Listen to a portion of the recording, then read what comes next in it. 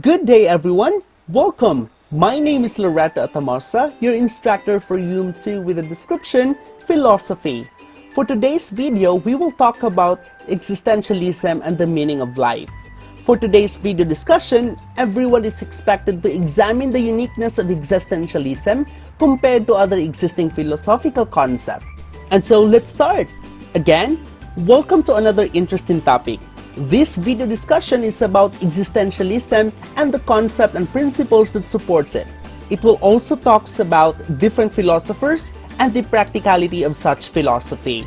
So just a bit of a reminder, existentialism is a new philosophy. It is considered as intriguing and unpopular because of the principles it talks about. So to start our discussion, a video presentation is prepared to us by Crash Course Philosophy.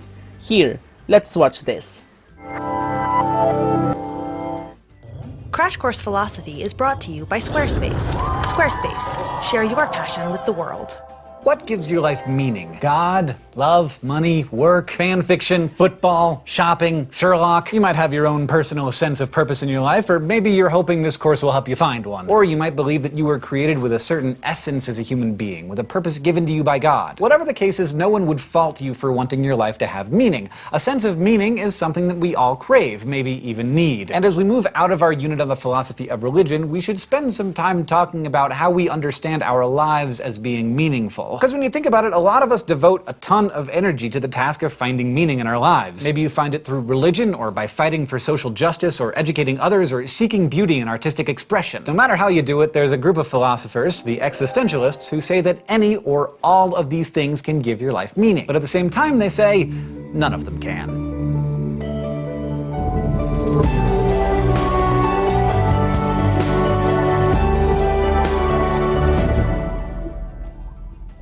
As you know by now, philosophy is about the dialectic. Someone puts forth an idea, and then someone else responds to it. Sometimes the response comes right away. In other cases, it takes thousands of years. Way back in ancient Greece, Plato and Aristotle took it as given that everything has an essence, a certain set of core properties that are necessary or essential for a thing to be what it is. If those properties were missing, then that thing would be a different thing. For instance, a knife could have a wooden handle or a metal handle, it really doesn't matter. But if it didn't have a blade, it wouldn't really be a knife anymore. The blade is the essential property of the knife because it gives the knife its defining function. Now, Plato and Aristotle thought that everything has an essence, including us, and they believed that our essences exist in us before we're even born. So by this thinking, part of what it means to be a good human is to adhere to your essence. Now, you may or may not know what your essence is, and you might be great at living up to your essence, or you may be awful at it. But the important thing is that your essence gives you a purpose, because you were born to be a certain thing. This belief, known as essentialism, was the standard view of the universe all the way up until the late 19th century, and it's still accepted by many people today. But in the late 1800s, some thinkers started to challenge the idea that we are imbued with any essence or purpose. German philosopher Friedrich Nietzsche, for example, embraced nihilism, the belief in the ultimate meaninglessness of life. But by the mid-20th century, the path had been paved for French thinker Jean-Paul Sartre to return to the question of essence and ask, what if we exist first? What if we're born without any hardwired purpose, and then it's up to us to figure out our own essences? Well, this became the framework for what we now know as existentialism, and its mantra is the claim that existence precedes essence. In other words, our existence, our birth, happens first, then it's up to each of us to determine who we are. We have to write our own essence through the way we choose to live. But we have no actual predetermined purpose. There's no set path that we're supposed to follow. It's hard to express how radical this idea was at the time, because for thousands of years before this, you didn't have to choose a path or find your purpose. God did it for you. But it's important to note that existentialism is not synonymous with atheism. Plenty of existentialists are atheists, but some are theists, like Kierkegaard. What theistic existentialists deny is any sort of teleology. That is, they refute the notion that God made the universe, or our world, or us, with any particular purpose in mind. So God may exist, but instilling you, or your life, or the cosmos with meaning, that's just not in his job description. As a result, we are each born into a universe in which we and our world and our actions lack any real inherent importance. This is a fundamental component of existentialism, and its adherents refer to it as the absurd. You and I think of absurdity as something that's just silly or preposterous. preposterous. But for existentialists, absurdity is a technical term. It's how they describe the search for answers in an answerless world. We are creatures who need meaning, but we're abandoned in a universe full of meaninglessness. So we cry into the wilderness and get no response, but we keep crying anyway. That, for an existentialist, is the definition of absurd. Since there's no teleology, the world wasn't created for a reason, and it doesn't exist for a reason. And if there's no reason for any of this, then there's also no absolutes to abide by. There's no cosmic justice, no fairness, no order, no rules. Now, existentialism has its roots in late 19th century thinkers like Kierkegaard and Nietzsche, but it really came into its own during and after World War II, as the horrors of the Holocaust led many people to abandon any belief in an ordered world. And who could blame them? When Nazis became possible, meaning became much harder to find. But Sartre faced meaninglessness head-on and explored one of the most agonizing aspects of existentialism. Not the world's lack of meaning, but its terrifying abundance of freedom. To most of us, freedom sounds pretty great, but Sartre thought that we are painfully, shockingly free. After all, if there are no guidelines for our actions, then each of us is forced to design our own moral code, to invent a morality to live by. Sartre took this to mean that we are condemned to be free, a fate that he found to be quite awful. You might think that there's some authority you could look to for answers, Sartre said, but all of the authorities you can think of are fake. You can do what your parents say, or your church, or your government, but Sartre said those authorities are really just people like you, people who don't have any answers, people who had to figure out for themselves how to live. So the best thing you can really do, he determined, is to live authentically. Sartre used this to mean that you have to accept the full weight of your freedom in light of the absurd. You have to recognize that any meaning your life has is given to it by you. And if you decide to just phone it in and follow a path that someone else has set, whether it's your teachers, your government, or your religion, then you have what he called bad faith, a refusal to accept the absurd. If you live by bad faith, you're burying your head in the sand and pretending that something out there has meaning that you didn't give it. Which brings us to this week's Flash Philosophy. Let's go to the thought bubble. Sartre explained these ideas through an anecdote about one of his students who faced a difficult decision. The young man was at a crossroads in his life. He could join the military during wartime and go off and fight for a cause that he believed in, and he wanted to do this. He thought it was right. But he also had an elderly mother who was all alone except for him. If he went to war, he'd leave her behind, and that seemed wrong. So he could stay with her and let others fight for justice, or he could go off to war and leave his mother to herself, and likely never see her again. The young man felt a sense of duty to both his cause and to his mother, but he could only serve one. Moreover, if he went to war, he'd just be a very small part of a really big cause. His contribution probably wouldn't be great, but he would be contributing to something that would affect millions of people. But if he stayed behind, he'd make an enormous difference in just one person's life. Thanks, Thought Bubble. So what's the answer? Sartre said the whole point of this young man's decision was that no one could give him an answer. In fact, there was no answer until the man chose one for himself. No moral theory could help him decide because no one else's advice could lead him to a decision that was truly authentic. So his choice, no matter what it was the only true choice, provided that he made it authentically, because it was determined by the values he chose to accept. A lot of people think existentialism paints a pretty bleak picture of the world. In fact, the French philosopher and novelist Albert Camus went so far as to say that the literal meaning of life is whatever you're doing that prevents you from killing yourself. But most existentialists would remind you that the world and your life can have meaning, but only if you choose to assign it. If the world is inherently devoid of purpose, you can choose to imbue it with whatever purpose you want. So no one can tell you if your life isn't worth anything if you, say, don't have children, or don't follow a lucrative career path, or achieve whatever standards your parents hold you to. And this works not just on an individual scale, but on a global one too. If the world is going to have any of the things most of us value, like justice and order, we're going to have to put it there ourselves, because otherwise, those things wouldn't exist. So a worldview that looks bleak to some may to others seem almost exhilarating. Today, I hope you enjoyed as much as I did learning about essentialism and its response, existentialism.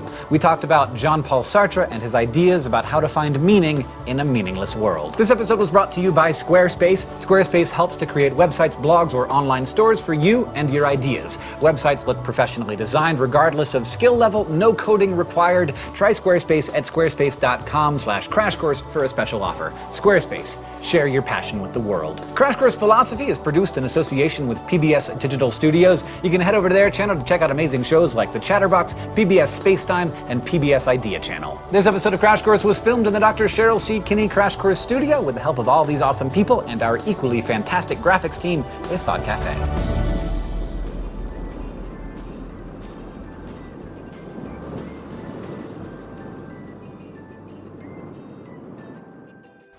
Alrighty, that is amazing, right? So let us discover some interesting idea about the idea of existence. So first we have essentialism. Essentialism is the view that objects have a set of attributes that are necessary to their identity. In early Western thought, Plato's idealism held that all things have such an essence, an idea or form. In categories, Aristotle similarly proposed that all objects have a substance that, as George Lakoff put it, make the thing what it is, and without which it would be not that kind of thing. The contrary view, non-essentialism, denies the need to posit such an essence.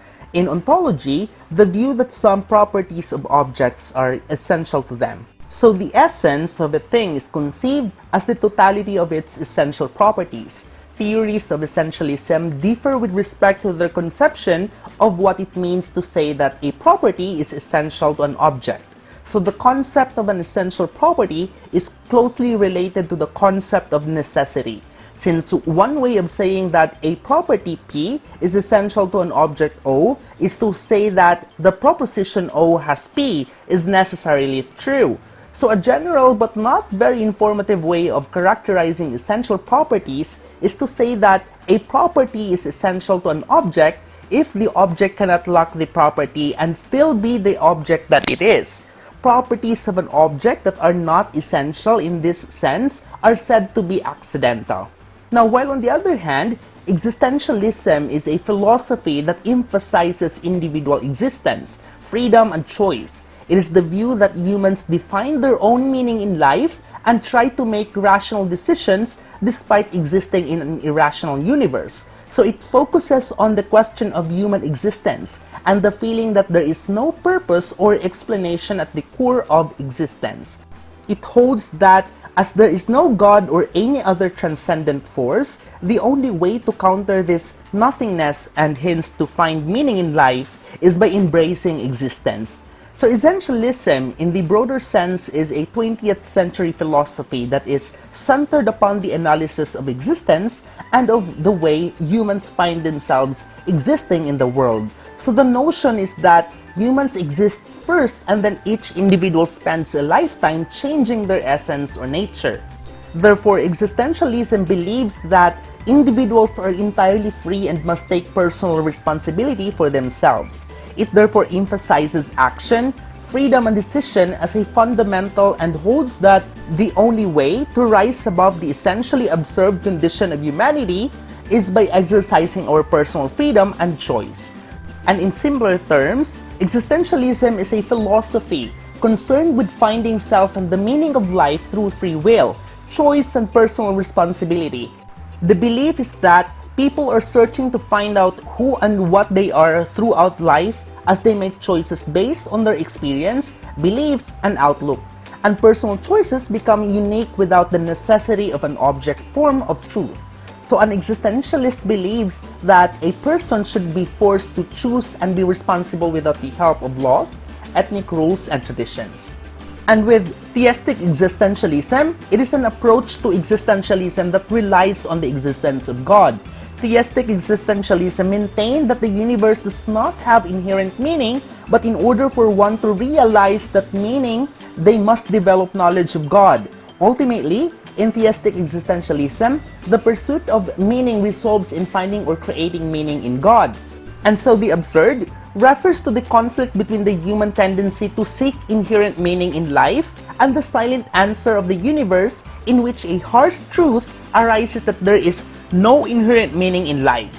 Existence is absurd because of the conflicting views between humans and the universe. So the absurd comes from the conflict between expectation and reality. It is born from this confrontation. Sartre's view that human freedom consists in consciousness, ability to escape the present, is ontological, in the sense that no normal human being can fail to be free. So the subtitle of Being and Nothingness, an essay in phenomenological ontology, reveals Sartre's aim of describing the fundamental structures of human existence and answering the question, what does it mean to be human? His answer is that humans, unlike inert matter, are conscious and therefore free. So the notion of ontological freedom is controversial and has often been rejected because it implies that humans are free in all situations.